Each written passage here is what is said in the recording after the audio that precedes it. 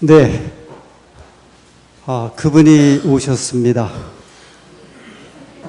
지난 14일 도착을 해서 지금 이 시간에 광화문에서 약 100만 신자 또 시민들과 함께 시복식이라고 하는 행사를 진행을 하고 있습니다. 서울중앙교회 목사님이 이제 친구인데 교우님으로부터 이렇게 전화가 왔대요. 이 서울중앙교회는 광화문 바로 옆에 있는 교회죠. 그 조계사 맞은편. 우리 진리교회인 서울중앙교회 앞에서 저 교황이 오셔서 이제 큰 집회를 하는데 우리 담임 목사님 생각은 어떠하십니까? 그렇게 이제 물어보셨대요. 어떤 대책이 있습니까? 그래서 이 목사님이 무슨 대책을 우리가 갖고 있느냐. 이제 그분들은 그분들대로 집회를 하고 우리는 우리대로 예배를 드리면 되지. 그래서 이 목사님이 그 신자로부터 좀 한 이야기를 들었답니다. 아니, 대한민국의 서울중앙교회 목사님이 다른 곳도 아니고 바로 지금 이제 우리 교회 앞에서 이 큰 집회를 하고 있는데 목사님이 무엇인가 그날 가셔서 뭘 해야 되지 않습니까? 그러더래요. 그래서 이 목사님이 내가 그날 안식일에 교회에서 설교를 하고 있어야지 내가 광화문 앞에 와서 뭘 하겠냐고. 근데 그런 글을 이렇게 올리면서 이제 한 동영상을 이렇게 올려놨습니다. 이따 저희가 이제 동영상을 볼 건데 이 동영상은 이미 저희 교회 밴드를 통해서 어느 집사님이 올렸던 그 동영상이기도 합니다. 저도 한 주일 동안 좀 고민을 좀 많이 했습니다. 남의 지금 큰 잔치를 벌이는데 그냥 그 잔치를 잘하게 둬야지 제가 거기에 뭐 죄를 뿌리거나 이러쿵 저러쿵 말한다는 자체가 이상해서 그분들은 그분들대로 이제 큰 집회를 하고 우리는 우리대로 집회를 하는 것이 바람직하지 않는가. 또 그러면서도요, 어떻게 보면 우리의 눈으로 성경이 예언한 그 장면들이 지금 아주 생생하게 벌어지고 있는데 또 이런 기회도 우리 평생에 이렇게 몇 번 가질까 말까 한 기회인데 이 내용을 좀 전해드리는 것이 좋지 않을까. 이런 생각 속에 2주일 동안 많은 생각을 하게 되었습니다. 근데 아시다시피 특별히 예언에 관한 주제는 우리가 보통 예언 전도에 1시간 반 정도는 우리가 이제 말씀을 전해야 되는데 이 30여 분이라는 시간 동안에 이 내용을 어떻게 전해드릴까? 이제 성령님께 일단 맡겨드리기로 했습니다. 성령님이 잘 인도해 주시면 제가 정한 시간에 마치고 혹시 제가 길어지면 성령 하나님께서 저 목사님을 길게 끌고 가는 것보다 생각을 하시고 한번 참여해 주셨으면 좋겠습니다. 제가 생각에 오늘 이렇게 개요적으로 대략적으로 말씀을 드리는 시간이 될 터인데 제가 안산교회에 와서 굉장히 마음이 여러 가지로 급해지고 있어요. 전에는 이제 여러 목회자가 교회에 있었기 때문에 제가 주로 안식일만 시간을 이제 맡아서 썼는데 제가 이제 화요일 또 금요일 안식일 시간을 쓰면서 이 주제가 굉장히 다양해지고 그러면서 어떤 주제가 나오면 바로 또 다른 주제를 전하고 싶은 마음이 굉장히 불일 때 일어나서 좀 고민스러운 가운데 있습니다. 오늘 이제 이 내용도 제가 예언적인 문제를 다시 한번 접하면서 또 이 예언적인 문제를 이 중요한 거를 또 전해야 되지 않는가 싶어 갖고서요. 또 마음에 이제 이렇게 불이 일어나고 있는데 오늘 제가 그 불을 잘 진정을 시키면서 이 말씀을 좀 전해야 될 것 같습니다. 교황이 누구십니까? 어느 교회의 지도자예요? 가톨릭 교회. 가톨릭은 이제 물론 이탈리아에서 나온 말이고 영어로 우리가 가톨릭 그러는데 이 가톨릭이라는 뜻은 이 보편적인 또는 우주적인 그리고 전 세계적인 또는 공통적인 그런 뜻을 가지고 있습니다. 가톨릭 그럴 때요. 우리나라에서는 이제 천주교라고 하죠. 하늘의 주님을 믿는 교회, 하늘의 주인 되시는 하나님을 믿는 교회, 그래서 이제 천주교회라고 합니다. 저희는 이제 안식일 교회 또는 그러면 이제 안식일을 지키는 교회, 재림교회 그러면 재림을 소망으로 삼고 이제 믿는 교회, 그렇게 이야기할 수 있습니다. 침례교회 그러면 침례를 강조하는 교회고요. 장로교회 그러면 장로 제도를 강조하는 교회, 성결교회 그러면 이 성결교회는 성결을 이제 강조하는 교회입니다. 그런데 이 가톨릭 교회의 이제 우두머리 지도자가 누구냐면 이제 교황이죠. 교회의 황제, 그런 뜻을 이렇게 축약을 시킨 말이고요. 그래서 이 말이 가톨릭 교회에서도 이게 좀 너무 권세적이다 그래서 교종이란 말을 또 써요. 요새는 교회의 이 우두머리다. 그래서 이렇게 좀 말을 순화시켜서 교종이란 말도 쓰고 있습니다. 근데 가톨릭 교회는 어떻게 시작이 되었냐면 예수님께서 복음을 전하시고 이제 초대교회가 시작됐죠. 이 초대교회가 예루살렘, 그 다음에 안디옥, 소아시아 지방으로 이제 전해지면서 교회들이 이제 로마까지 꽤 많은 이제 예수님의 교회들이 이렇게 생겨났어요. 근데 교회 안에도, 초대교회 안에도 5대 본산이 있습니다. 예를 들어 불교에도 우리나라에 5대 본산이 있죠. 예를 들어서 저 설악산에 있는 신흥사, 그 다음에 서울에 있는 조계사, 뭐 부산에 뭐 범어사, 뭐 화엄사, 이런 식으로 5대 그 불교의 본산이 있는데, 아주 큰 교회가, 큰 절이 있는데, 초대교회 당시에도 5대 본산이 있었어요. 예루살렘 교회, 그 다음에 저 이집트에 있었던 알렉산드리아 교회, 그리고 예수님의 그리스도인이라는 칭호를 받았던 안디옥 교회, 그리고 이제 콘스탄티노플이라고 하는 지금의 이스탄불, 이 콘스탄티노플 교회, 또 하나가 로마 교회였습니다.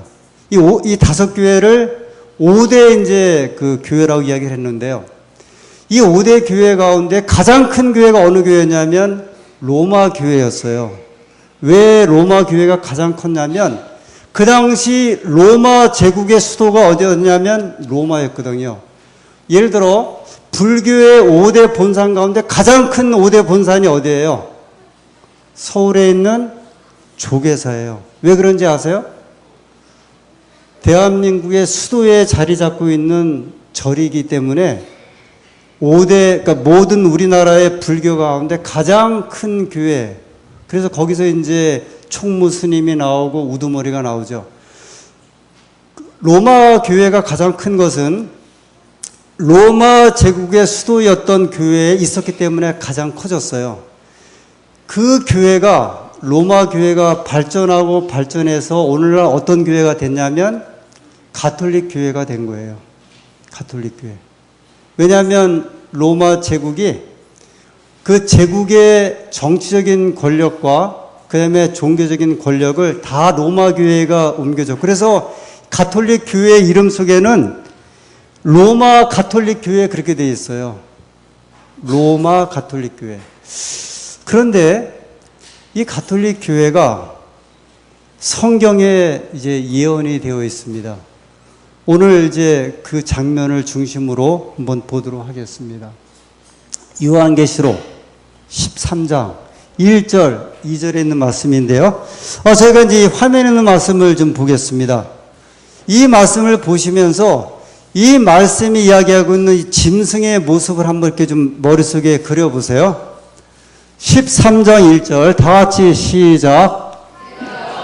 바다에서 한 짐승이 나오는데 뿔이 10이요 머리가 7이라. 그 뿔에는 10 면류관이 있고 그 머리들에는 참남한 이름들이 있더라.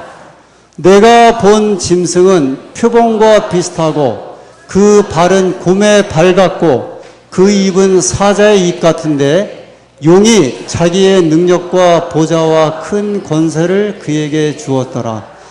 이게 예언적인 부분이라 이게 일반적으로 예수님께서 떡 5덩이로 5,000명 먹이셨다고 금방 이게 무슨 말인지 아는데 이 다니엘서와 요한계시록은 예언을 상징으로 썼기 때문에 딱 쉽게 떠오르지 않는데요.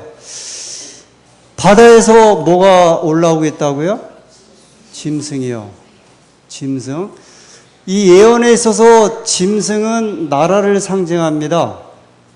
근데 바다는 많은 나라들이 있고 그 다음에 백성들이 있는 그곳을 이제 표현을 하고 있는데 많은 나라들이 백성들이 모여 있는 곳에서 뭐가 하나 올라오고 있어요.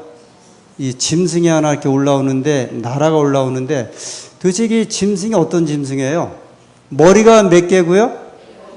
머리가 7개인 짐승이 있고 그 다음에 뿔이 우리가 뿔났다 그러는데요. 뿔이 10개가 이제 이 짐승의 머리에 났고 그 다음에 이 짐승의 모습을 보니까 몸은 표범을 닮았고요. 그 다음에 발은요. 이 곰의 발 같고 그 다음에 입은 사자입 같은 짐승이에요. 이런 짐승이 있습니까? 없어요. 그런데 이 장면은 아까 말씀드린 대로 하나님께서 예언적인 부분을 말씀하시면서 나라에 대한 의미를 이제 어떤 나라가 일어서는데 이 나라의 특징이 뭐냐면 머리가 7이고 뿔이 10개가 있고 그 다음에 몸이 표범의 몸처럼 되어 있고요. 발은 곰의 발 같고 입은 사자입 같은 그런 짐승의 모습을 사도 요한이 계시 가운데 이제 한 나라가 올라오는 장면을 보게 되었습니다. 하나님께서는 이 종종 세상 역사를 말씀하시면서 그 나라를 표현하실 적에 짐승으로 묘사하기도 하셨고요. 그 다음에 다니엘서 2장에 보면 바벨론, 메데 페르시아, 그 다음에 헬라, 로마 제국을 이렇게 소개하실 때 바벨론은 무슨 모습으로 보여주셨어요? 금머리. 그 다음에 메데 페르시아는 은으로 된 모습. 그 다음에 헬라를 소개할 때는 구리로 소개하셨고 로마 제국을 소개할 때는 철로 된 다리를 소개하셨습니다. 그게 이제 이 장면이죠. 요한계시록 13장에 나오는 짐승의 모습을 화가들이 이제 상상으로 그린 그림입니다. 표범의 모습에 7개의 머리에 10개의 뿔에 그 다음에 곰의 발을 가진 한 나라가 이런 특성을 가진 나라가 이제 올라온다는 거죠. 그런데 이제 하나님께서는 다니엘서 2장에 보면 세상 제국을 소개하실 때 이런 금과 은과 구리와 철로 된 그 다음에 발과 발가락은 철과 진흙이 섞인 가운데 바벨론이라는 나라가 일어섰다가 메데페르시아가 망하면 헬라가 망하면 로마 제국이 망한다 열나라로 갈려지고 그 다음에 마침내 뜨인돌 하나가 이제 이 신상을 다 치면서 예수님의 재림으로 세상이 끝난다는 장면을 다니엘서 2장에는 이런 금은 동철로 보여주셨는데 다니엘서 7장에는요 이 짐승들을 이 네 나라를 여기에 금, 은, 동, 철로 묘사된 나라를 다니엘서 7장에는 금나라 바벨론은 사자의 모습으로 그 다음에 은으로 묘사된 메데 페르시아는 곰으로 그리고 구리로 묘사된 이 그리스 헬라는 표범의 네 머리를 가진 짐승으로 그리고 마지막 짐승은요 로마는 아주 무서운 짐승으로 묘사를 하셨는데 요한계시록 13장에 바다에서 올라오는 짐승이 이 네 짐승의 특성을 그대로 간직한 짐승이 올라오고 있어요. 근데 제가 아까 가톨릭 교회는 다니엘서 7장에 보면 가톨릭 교회는 로마 제국이 망한 다음에 10뿔이 났고 10뿔이 난 가운데 10나라가 난 가운데 그 다음에 한 작은 뿔이 올라오는데 그 작은 뿔이 하나님을 대적하는 한 집단으로 등장을 하고 그것이 이제 가톨릭 교회라고 그렇게 소개를 하셨어요. 제가 그 배경적인 내용은 자세히 말씀을 못 드리는데 다니엘서 7장 25절에 작은 뿔이 올라오면서 그들이 하는 일, 하는 모습을 통해서 이 성경을 연구한 학자들은 오늘날 이 교회가 중세시대 1260년 동안에 이 중세시대에 그 시대의 모든 교회와 백성들을 핍박했던 이 가톨릭 교회의 모습이라고 소개를 합니다. 특징이 있어요. 장차 말로 지극히 높으신 자를 대적하고 성도를 괴롭게 하고 때와 법을 변개하고 한때 두때 반때 이제 핍박하는 기간이 있고요. 장차 말로 지극히 높으신 자를 대적하는 것은 이 참남에 관한 건데 이 교황을 가리켜 이 땅에 있는 하나님이라고 이제 그들은 스스로 이야기를 합니다. 이제 그런 내용들을 우리가 많이 이야기를 들었죠. 그 다음에 성도를 1260만 핍박을 하고요. 세 번째, 때와 법을 변개하는데 특별히 십계명 가운데 이 안식일 계명을 변개해 갖고 이 두 번째 계명은 우상을 만들지 말라고 하는 계명인데 그걸 없애버렸어요. 왜냐하면 우상을 섬기기 때문에. 그 다음에 네 번째 계명을 안식일을 기억하고 거룩히 지켜라는 이 계명을 주의를 지키고로 이제 바꿔버렸습니다. 그래서 다니엘서에 하나님께서 이 세상을 이렇게 진행할 때 하나님을 대적하는 한 집단, 그 다음에 그 지도자들이 어떻게 이제 하나님 백성을 핍박으로 하나님을 이렇게 참남되게 하고 그 다음에 하나님의 법을 바꾸는지를 말씀을 하셨습니다. 그 모습이 이제 재현되고 이제 만들어진 그 사명을 다하고 있는 교회가 이제 가톨릭 교회죠. 그런데 이 교회에 대해서 제가 이제 그 부연적인 내용은 이렇게 이제 지나가면서 말씀을 좀 드립니다. 그의 머리 하나가 상하여 죽게 된 것 같으니 이 다니엘 7장의 작은 뿔의 이 가톨릭 교회가 계시록 13장에 7개의 머리를 가지면서 그런 짐승으로 등장을 해요, 다시. 근데 이 짐승을 이렇게 이야기를 하면서요, 그의 머리 하나가 상하여 죽게 된 것 같으니 그렇게 이야기를 합니다. 머리 하나가 상하였다는 얘기, 되게 우리가 머리를 말할 때는 이제 이 우두머리를 표현하죠. 그 다음에 이 몸에서 가장 중요한 부분인데, 이 가톨릭 교회가 한번 머리가 상하게 되는 그런 일이 일어나겠다 말씀하셨어요. 가톨릭 교회에 대해서 한때, 두때, 반때, 3년 반입니다. 이 3년 반을 달수로 계산하면 42달이고요. 이 42달을 날짜로 계산하면 1260일이에요. 이 1260일은 우리가 성경 예언을 축약을 시키기 때문에 1260년 동안 하나님 백성을 이제 핍박한다는 데 대한 예언입니다. 그런데 538년에 이제 교황권이 완전히 자리를 잡고, 그 다음에 1260년이 끝나는 1798년에 교황이 폐위가 됩니다. 이 역사적인 내용인데요. 1789년에 나폴레옹이 프랑스를 이제 지배하면서 이 유럽의 이제 최고 지도자로 올라서게 돼요. 그런데 나폴레옹이 그가 지배하면서 가장 눈에 가시 같은 존재가 뭐였냐면 이제 교황권이었어요. 왜냐하면 그 당시에 그 천주교가 유럽 땅의 3분의 1을 다 차지하고 있었습니다. 역사에 보면 그 카노사의 굴욕이라고 하는 사건이 있는데요. 그 당시에는 1260년 기간 동안에 로마 교황이 유럽을 지배하고 있었기 때문에 유럽의 황제들이 교황의 칙령을 받거나 그 다음에 승인을 받아야 이제 황제가 됐어요. 근데 독일의 카노사라고 하는 그 황제가 교황이 너무 이렇게 저렇게 세력을 발휘하니까 내가 이래서는 안 되겠다 그래갖고 교황을 대적을 했습니다.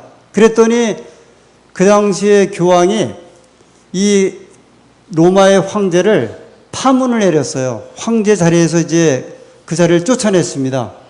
그랬더니 모든 유럽에 있는 왕들과 그 다음에 독일에 있는 사람들이 이 왕을 갖다 신임을 안 해갖고 독일의 황제가 할 수 없이 이 로마 교황을 만나서 카노사라고 하는 곳에서요, 3일 동안 그 추운 겨울에 무릎 꿇고 용서를 빌어갖고 파문을 면한 사건이에요. 이 세계에서 나오는 사건이죠. 아주 이 교황이 아주 득세를 했어요. 그래서 나폴레옹이 황제가 되고 난 다음에 자기의 세력을 이제 이기려면 저 교황을 없앨 수밖에 없다 그래갖고 처음에는 교황에게 사절을 보내갖고요. 그 로마 교황의 땅을 다 우리한테 넘기라 그랬어요.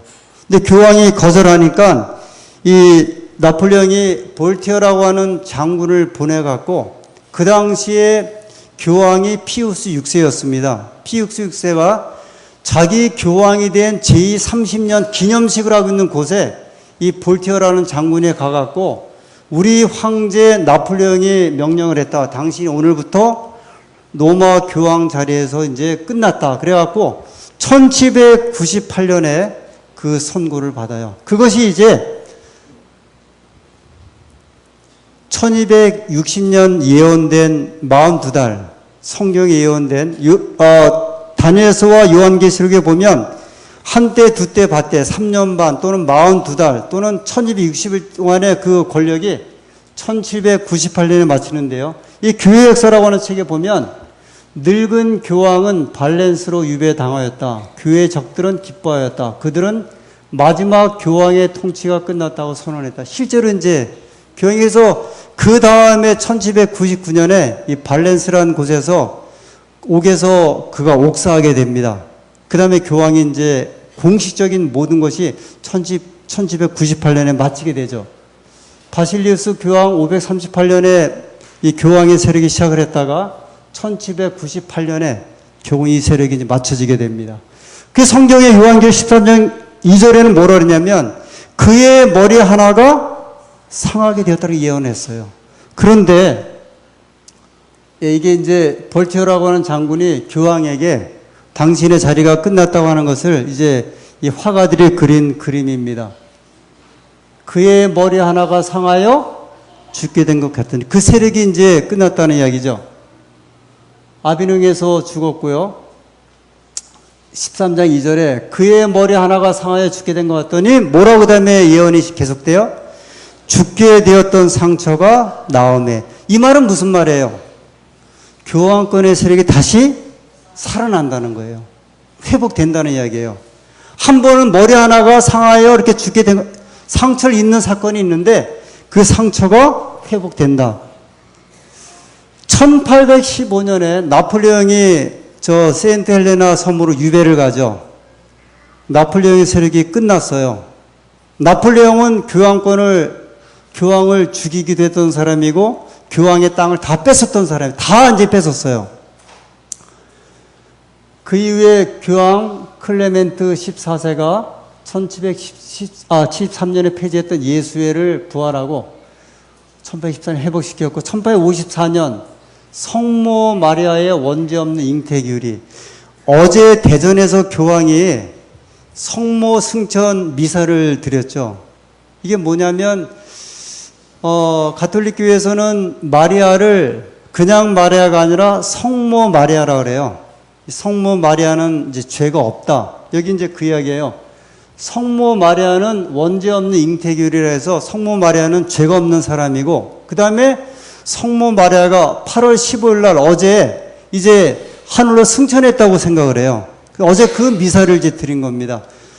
그래서 이제 가톨릭 교회에 하나씩 교리를 만들어내면서 세력을 회복시키는데 두 번째는 1870년에 교황 무오설이에요. 교황은 오류가 없다. 잘못이 없는 하나님 같은 존재다. 그것이 아예 이제 교리로 반포를 했고요. 그러다 1929년 교황 피우스 11세하고 그 당시 이탈리아의 그 독재자 무솔리니하고 라테란 조약을 맺으면서 교황의 땅이 다 뺏겼어요. 유럽의 3분의 1이 천주교의 땅에 다 뺏겼던 것을 얼마를 주기로 했냐면 108에이커. 이건 얼마밖에 안 되냐면 약 13만 평입니다. 삼육대학교의 땅이 한 20만 평이에요. 그 삼육대학의 호수까지 있는 그 땅에 한 3분의 2 정도를 교황이 이제 얻었는데 그 땅의 이름이 뭐냐면 바티칸 제국이에요. 아주 작은 땅입니다. 그래서 이제 라테란 회의 때 교황 무솔리니하고 그 당시 추기경하고 이제 조약을 맺는 장면입니다. 그런데 이때 이 장면을 미국의 샌프란시스코 크로니칼이라고 하는 신문에서 무솔리니와 가스파리 사이 역사적인 로마 협정이 조인했다 그랬는데, 저 이게 뭐라고 되어 있냐면, 오늘 밤 로마에 관한 문제는 과거에 대한 것이었으며 바티칸은 이태리와의 사이의 평화를 유지하고 있다. 중대한 문서에 상처를 낫게 함이라는 친필을 첨가하는 것에 관해서는 양편 다 극진한 진성을 보였다. 근데 성경에는 이제 그에 대했던 상처가 나왔네 그랬는데, 이분들이 조약을 하면서 이 로마 가톨릭 교회 오랫동안 상처 입은 것을 이제 회복하는 조약이라는 그 내용이에요. 여기 로마에 가면 바티칸 제국 한 13만 평의 이 땅을 차지하면서요. 땅은 작은데요. 땅은 정말 삼육대학의 3분의 2밖에 안 되는 땅임에도 불구하고 이 작은 땅을 가진 교회가 이제 세력을 이제 커져가기 시작을 합니다. 근데 성경은 뭐라고 예언했냐면 그 죽게 되었던 상처가 나오면 이제 나았어요. 그 다음에 뭐라고 예언을 해요? 온 땅이 이상히 여겨 짐승을 따르고. 이제 교황이 가는 곳마다 이제 일어나는 일들입니다. 뭐 100만 명, 보통 많이 모인 데는 이 가톨릭 국가인 필리핀에서 마닐라에서 미사를 할 때 약 300만 명이 모였고요. 이제 가는 곳마다 아주 열렬하게 지금요. 우리나라 KBS에서 이 현재 교황이 하고 있는 장면을 생방송으로 지금 이렇게 보여주고 있어요. 계속해서. 미국에 오바마 대통령이 왔을 적에 생방송으로 그렇게 모든 걸 다 보여준 적은 없었어요. 중국의 시진핑 주석이 왔을 때에도 우리나라 경제가 매달려 있는 가까운 중국의 그 주석이 왔을 때에도 그 모든 장면을 생방송으로 보여준 적이 없었어요. 교황이 왔을 적에 누가 나가서 영접을 했어요? 박근혜 대통령이 나가 영접을 했죠.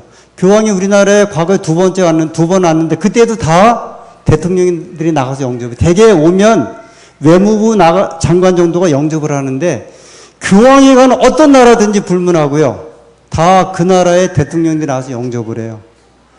미국에 만약에 가면 미국 대통령이 반드시 그 공항에서 미리 대기하고 있다가 교황을 영접을 합니다. 그럼 이상하지 않습니까? 교황은요, 어떤 면에서 보면은 한 종교의 지도자예요. 한 종교의 지도자거든요. 근데 한 종교의 지도자를 세계에서 가장 강력한 강대국이었던 미국의 대통령들이 반드시 같이 나가서 영접을 합니다. 성경은 뭐라고 이야기를 했냐면 온 땅이 이상히 여겨 짐승을 따르고. 미국과 교황권이 이 유명한 홀리 얼라이언스 동맹이에요.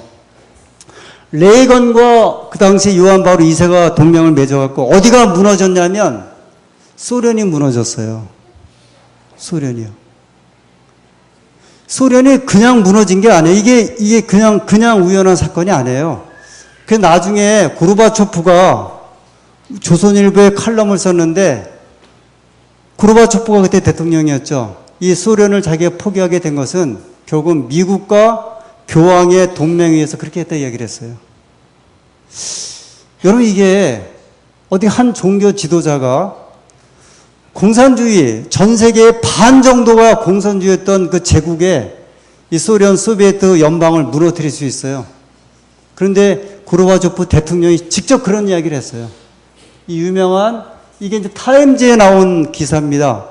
교황과 미국 대통령이 홀리 신성동맹. 옛날에 이제 로마 제국의 신성동맹이 있었는데 이 거룩한 동맹을 맺고 공산주의가 무너집니다. 이 레이건 대통령하고 그 다음에 고르바초프가 만나는 모습인데 여기에 누가 개입을 했냐면 이 로마 교황이요. 이것은 우리나라의 7대 종단의 지도자들이 로마에 가서 교황을 아련하는 모습이에요. 모든 종교의 지도자는 누구예요? 교황이에요. 이 세상의 이슬람의 지도자, 가장 탁월한 지도자가 누구냐면 교황이고. 그래서 예를 들어서 팔레스타인 문제를 이스라엘과 팔레스타인이 자꾸 전쟁을 하니까 교황이 가서 모여서 중재를 하고 회담을 하고. 이것은 아주 상징적인 사건인데요. 요한 바오로 2세가 이제 선종했을 때, 돌아가셨을 적에, 이 한번 보세요. 미국의 부시, 아버지 부시 대통령, 그 아들 부시 대통령, 클린턴 대통령, 국무장관이요. 세계 그 유명한 지도자들이 대통령 이제 여기 교황이 돌아간 바로 그 시신 옆에서 지금 조문하는 장면이에요. 제가, 사실 이런 내용들을 드리는 것은 굉장히 좀 어려운 문제예요. 이 소개하고 이 어떤 이제 제가 처음에 시작할 때 뭐 우리는 우리대로 예배를 드리고 잔치를 하면 되고 이제 그분들은 그분들 잔치를 하면 되는데 왜 그분들의 이야기를 우리가 여기에 드려야 할까? 저와 지금 교우님들은 요한계시록 13장 3절에 진행되는 그 예언을 저희가 지금 보고 있는 거예요. 이거 보통 사건이 아니거든요. 이전의 세대의 사람들은 이런 장면들을 전혀 볼 수가 없었어요. 근데 지금 우리는요, 우리의 눈으로 성경에 예언한 그 장면들을 아주 생생하게 보고 있는 겁니다. 교황 신드롬의 이유는 무엇인가? 제가 모르겠어요. 우리 청년들에게 물어보면 청년들이 교황 굉장히 좋아하는 분들도 우리 교회 청년들이 있을지 몰라요. 왜 오늘날 세계에 있는 사람들이 교황을 열렬하게 환영을 할까? 지금 세월호 희생자들을 포함해서 교황이 한 말씀 해주기를 막 고대하고요. 제가 막 이러면 여러분들이 열렬하게 하는 분들은 한 분도 없어, 지금.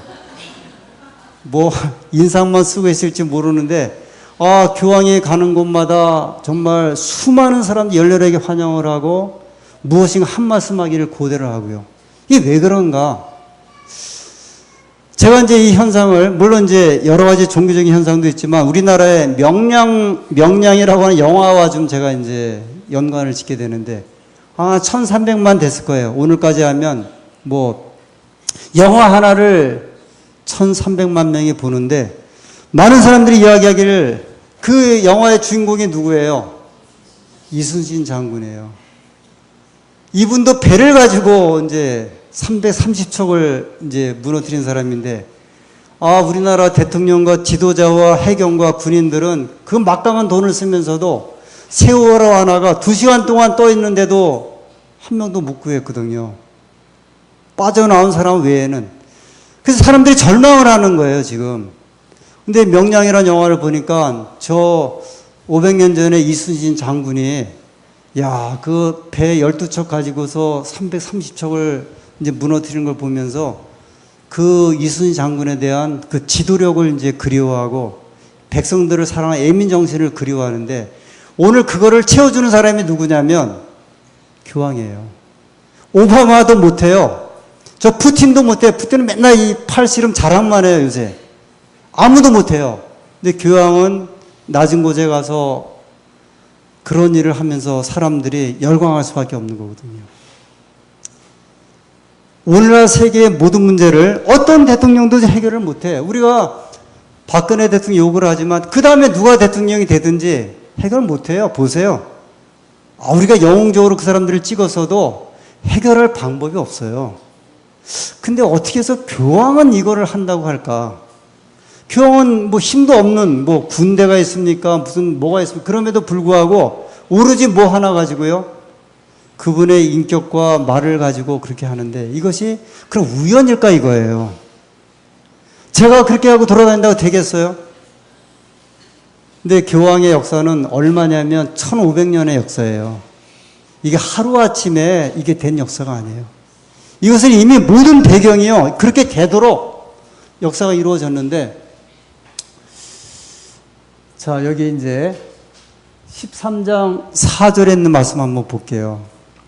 왜 이런 일이 일어날 수밖에 없냐면 용은 누굽니까? 사단이에요. 마귀거든요.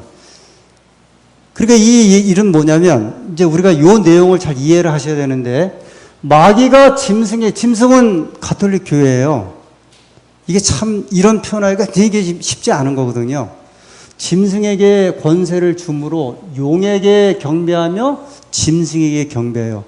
지금 짐승에게 경배를 하는데 사실은 누구를 경배하는 거냐면 마귀를 경배하게 하는 거예요. 이게 그러니까 그 세력을 지금 이용을 하는 거예요. 이 세상은 선과 악의 싸움이거든.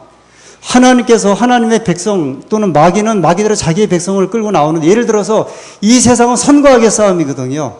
그래서 이 세상을 말하면 아담, 그 다음에 아벨, 셋, 에녹, 노아로 이루어지는 이제 백성이고요. 그 다음에 사단은요, 가인, 그 다음에 이제 에서, 이런 백성으로 심으면서 자기 백성을 가는데, 결국은 이 일의 뒤에는 누구를 경배하느냐는 거예요. 누구를 경배하게 하려고 그러는 거예요? 사단이에요. 그래서 어떤 세력을 이용하라는 겁니까? 자기가 힘을 발휘할 수 있는 세력을 이용하는데, 그 세력을 오랫동안 키웠어요. 거기가 어디예요? 가톨릭 교회예요. 짐승에게 경배는 곧 용에게 경배하는 것이고요. 짐승은 용의 대리자일 뿐이에요. 그래서 예를 들면 그 일을 하기 위해서 사단이 오랫동안 공력을 기울여 갖고 이렇게 형상을 했는데, 하나님께서는 그걸 정확하게 말씀하시잖아. 그러니까 그 짐승의 세력은 하나님께 참남된 일을 하고 힌트를 계속 주고 있잖아요. 하나님의 법을 변개하고, 또는 얼마 동안 핍박을 하겠다? 한때, 두때, 반때, 그것도 부족하니까 42달, 그것도 부족하니까 1260일, 얼마예요? 1260년 동안 핍박하게 될 것이다. 저희가 지금 누구를 욕하기 위해서 그런 것이 아니라, 이러한 현상들이 성경에 예언된 것을 그대로 지금 말씀하고 있는 거예요. 짐승에게 경배는 그 사단에게 경배고, 이 세상은 선악의 대쟁구죠. 선은 하나님에 관한 편이고요. 악은요, 사단이에요. 결국은 누구에게 경배하느냐 싸움이에요. Who has your mind 그랬어요. 누가 당신의 마음을 가지고 있느냐. 지금 마음 뺏는 싸움이에요. 하나님께 마음을 드리느냐, 마귀에게 드리느냐. 가인과 아벨의 제단을 쌓았죠. 근데 불이 어디에만 내려왔어요? 아벨의 제단. 왜요? 아벨 하나님 원하시는 제단을 드렸거든요. 가인은 불행하게 그렇게 못해서. 오늘날 두 제단을 쌓아요. 하나는 참 안식일을 중심으로 모이는 백성이 드리는 제단이 있고요. 하나는요, 거짓 안식이래요. 이 성경은 이런 면에서 아주 이렇게 분명하게 이렇게 보여주고 있죠. 그런데 이제 교황이, 제가 요거 이렇게 하면서 이제 시간을 한번 정리를 할게요. 결국은 사단의 대리자이니까, 그 세력을 이용하니까 결국은 그가 하는 근본적인, 자기도 모르지만 하는 일이 있어요. 교황이 이런 이야기를 했습니다. 근본주의자가 가진, 이 말은 성경 그대로 믿는 근본주의자가 가진 정신적 구조는 실제로 폭력을 행하지 않더라도 하나님의 이름으로 행하는 폭력이다.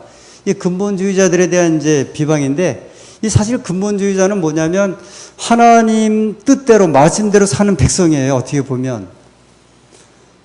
근데 이것이 폭력을 행하는 것과 못지않다 이렇게 이야기를 하면서 이제 이런 표현을 하셨는데, 제가 지금 이제 우리 아마 그 밴드의 동영상을 보신 분도 있을 것이고요.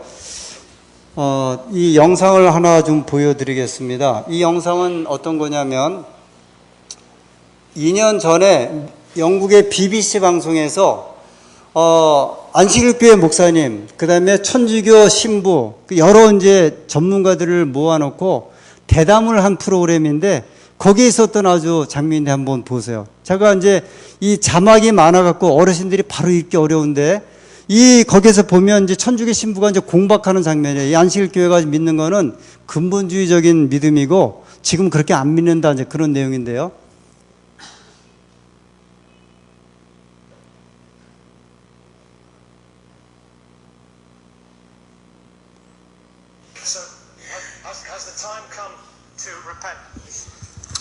Pastor, from the Seventh-day Adventists, do you believe that the end is coming? Not necessarily this year, but you believe it is coming.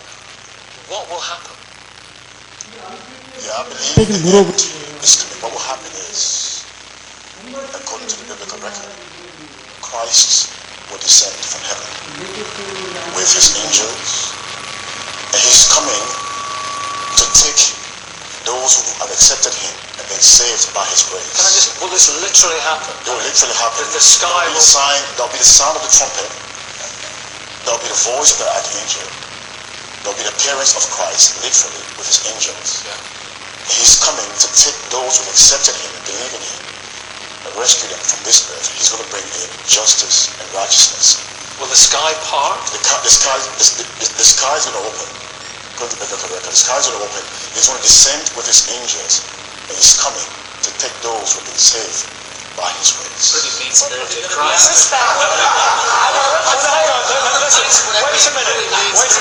You're not going to be laughing soon, I'll tell you that.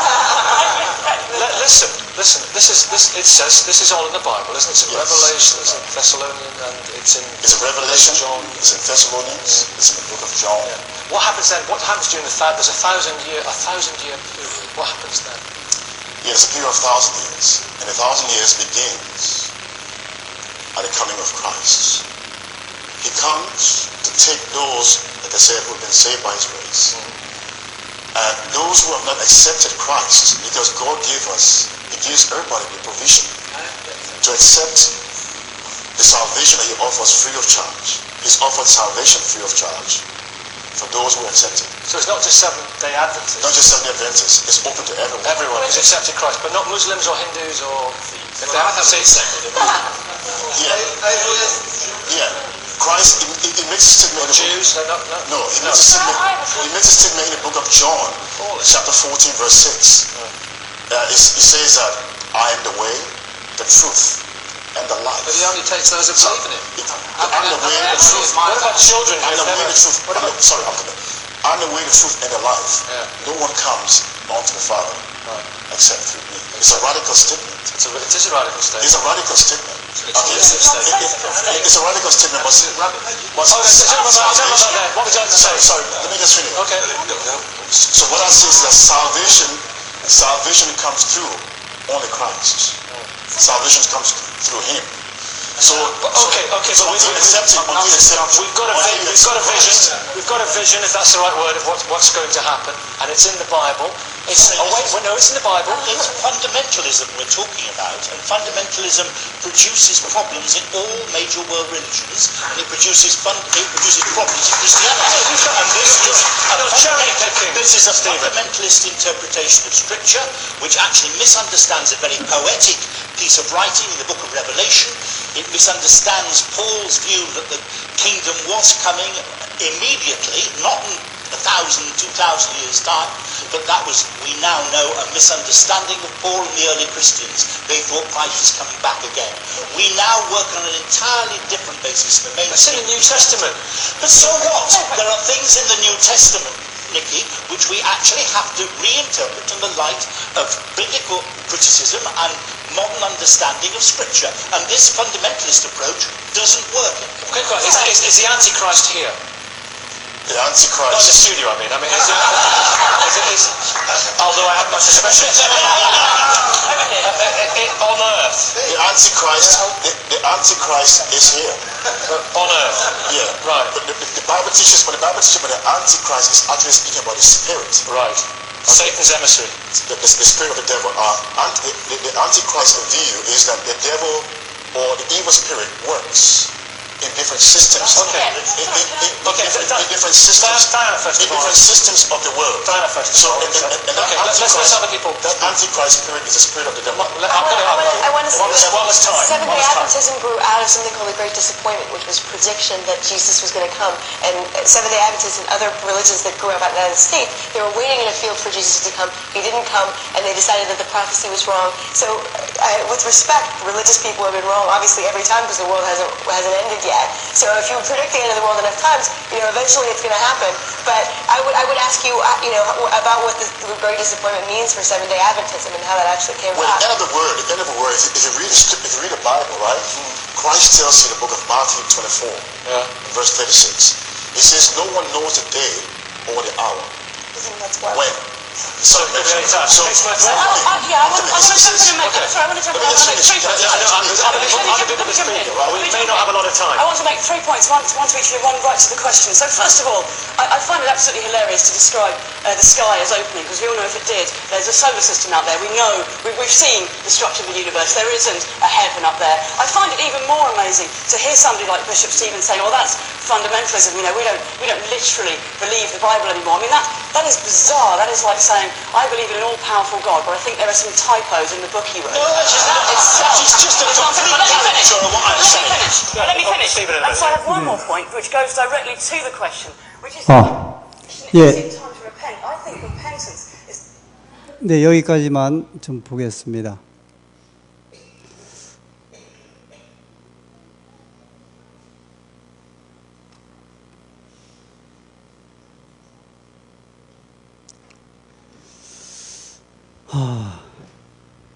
보셨죠? 내용은 이제 아까 말씀드린 대로 천주교 신부 그다음에 안식교회 목사 이제 다른 전문가들이 모여서 이렇게 토론하는 지금 장면이에요. 이 적그리스도에 대한 이제 그런 내용과 재림교가 믿는 믿음 이런 것들을 이제 아주 이렇게 열심히 이제 토론하는 장면인데 결국은 이 배경적인 것들은 보면 성경을 성경답게 또 하나님의 백성들을 하나님 백성답게 이끌고자 하는 그런 데 있어서 많은 거짓된 가르침들이 지금 이렇게 세상을 이렇게 주도하고 있는 거죠. 불신적인 거 이런 것들이 이제 예를 들어 무신론자나 불신자들이 하나님이 없다. 그러면 차라리 괜찮은데 하나님을 믿는 백성들이 성경에 대한 기별을 그릇되게 가르칠 때는 이게 보통 이제 큰 문제가 아니에요. 예를 들어 안식일에 대해서 이야기할 때 그대로 재림은 그대로 가르치면 되는데 예를 들어 가톨릭 교회에서는 이미 1941년에요. 아예 교리적으로 눈에 보이는 가시적 재림은 없다 그랬어요. 아예. 그러니까 어떤 면에서 가톨릭 교인들에 있어서 예수님의 재림을 기대를 못하게 되는 거죠. 그러니까 성경적 있는 내용을 그대로 가르치면 괜찮은데 오히려 교회가 더 정확하지 않은 이야기를 하게 되면서 이제 그릇된 가르침이 사람들이 더 영향을 이제 주게 되는 겁니다. 이제 좀 정리를 하겠습니다. 이 유대인 그 학자 듀캉이라고 하는 학자가 이 요한계시록을 쓰면서 아주 의미 있는 말을 이제 썼습니다. 자비로운 교황의 신원을 감히 괴물 같은 짐승이라고 밝히는 것은 관용, 개방성과 존경심이 증대해가는 우리 시대에 매우 부적절한 일로 보일 것이다. 무슨 말씀인지 아시겠죠? 교황의 엄청난 대중성, 그의 세계 평화를 위한 운동, 그리고 가난하고 억눌린 사람을 위한 그의 원조는 어떤 면에서는 예언과 모순된다. 예언에는 그렇게 이야기를 안 했다는 거예요. 그런데 외적인 것을 보면 아주 평화롭고 은혜스럽게 행동한다 이거예요. 그러나 흥미롭게도 예언은 그것까지 예고하고 있다. 각 족속과 백성과 방언과 나라를 다스리는 권세를 받으니 이 땅에 사는 자들은 다 짐승에게 경배하리라. 이게 이미 성경은 예언했다는 거예요. 그가 아무리 선한 행동, 그런 모습, 세계 해결할 것처럼 보이지만 그러나 성경은 이미 이 땅에 있는 모든 백성들이 다 누구를 경배하게 될 거라고 이야기를 했다고요? 교황을 경배하게 될 것이다. 이 짐승이라는 세력을 그를 주도하는 사단이 있기 때문에 그렇습니다. 근데 이제 이렇게 표현하는 건 사실 저희 그런 게 아니고요. 이 대구 성본교회 김수훈 목사, 이 개신교회 목사인데 이분은 가톨릭은 이단, 교황은 적그리스도라고 하나 그 교계에다 글을 올려갖고 이제 파문이 일어났는데 요새 개신교에서는 이 말 잘 안 하려고 그러는데 개신교회가 왜 개신교회예요? 가톨릭으로부터 개혁해서 나온 교회가 개신교회잖아요. 28일 기독교계 인터넷 신문 뉴스앤조이에는 대한예수교 장로의 대구 성본교회 김수훈 원로 목사가 쓴 글이 실렸다. 그는 천주교를 기독교 간판을 뒤집어 쓰고 다니는 이단이며 사탄의 부하인 귀신의 속임수로 규정했다. 나아가 김 목사는 교황을 적 그리스도라고까지 표현했다. 적 그리스도는 기독교에서 세계 종말 직전에 나타날 악마를 일컫는 말이다. 이 사실은 이게요. 사실은 개신교회의 생각이 이런 거예요. 원래 왜냐하면 종교개혁 이후로 개혁한 이유가 여기에 있었고 그것 때문에 이제 개신교회를 세웠고 새로 교회를 세웠는데 아쉽게도 오늘날 이런 그 발언을 거의 안 하죠. 이분이 원로 목사님이니까 자기가 용기 있게 이제 글을 올렸는데 교황의 방한을 앞두고서 이제 이분이 글을 쓴 겁니다. 결국은 이런 이제 생각은 모든 기독교가 가졌던 이 짐승에 대한 하나의 그 생각이었어요. 그러나 오늘날 이제 많은 교회가 종교 통합 운동이나 에큐메니카 운동에 이제 가담을 하면서 거의 그런 발언을 이제 하고 있지는 않습니다. 제가 이제 말씀을 좀 마치겠습니다. 좀 길어졌는데 죄송합니다. 교황을 직접 보신 분 계세요? 저는 봤어요. 1984년도 5월 달에 신학과 4학년 때 요한 바로 2세가 처음으로 이제 방문 올 때, 그래서 우리 신학과 친구들이 야, 이 성경 예언에 아주 성취가 되는 분을 오시는데 우리가 한번 가서 직접 보자 그래갖고 광화문에 이제 갔습니다. 한 10여 명의 친구들이요, 한 바로 10m 앞에 교황이 무게차를 타고 이렇게 지나가시는데, 그때 저는 교황의 얼굴을 보고 깜짝 놀랐어요. 물론 이제 그 전에도 사진으로 봤지만 아주 온화한 얼굴에 어린애 같은 미소로 막 손을 흔들고 가시는데, 야, 저희가 돌아오면서 성경의 예언이 아니고서는 이 문제를 해결할 방법이 없다 생각을 했어요. 어떻게 저렇게 다정하고 사랑스러운 얼굴을 가진 분을 적그리스도라고 말을 할 수 있고 짐승이라고 말을 할 수 있어요? 성경의 예언이 아니고서는 이게 규명이 안 되는 거예요. 그런데 성경은 이미 뭐라고 말씀하셨냐면 데살로니가 후서 2장 3절에 누가 아무렇게 하여도 너희가 미혹하지 말라. 먼저 배도하는 일이 있고 저 불법의 사람 곧 멸망의 아들이 나타나기 전에는 이 마지막이 이르지 않겠다 그랬어요. 그러면서 저는 대적하는 자라 범사에 일컫는 하나님이나 숭배함을 받는 자에 뛰어나 자존하여 하나님 성전에 앉아 자기를 보여 뭐라 하느니라? 하나님이라 하느니라. 이 세상의 종교 가운데 자기를 가리켜 이 지상에 하나님이라 하는 그런 종교 우두머리는 한 곳밖에 없어요. 이미 성경은 우리에게 말씀을 하셨어요. 하나님께서 특별히 이런 일을 통해서 우리로 하여금 다시 한번 이제 하나님의 말씀에 우리가 또 주목하고 우리가 사는 세상이 성경 예언에 하나님께서 말씀하신 그 시대에 우리의 눈으로 목도하는 그 시대에 살고 있습니다. 어떻게 하시겠습니까? 우리가 하나님 말씀에 좀 더 관심을 기울이고 이 세상을 이렇게 분별하고 이 세상을 조명하면서 우리 다시 오시는 주님, 예수님을 영접하고 준비하고 또 우리의 구세주를 기다리시는 믿음에 더 가까이 나가시는 주의 백성들이 되기를 간절히 소원하면서 오늘 말씀을 마치겠습니다.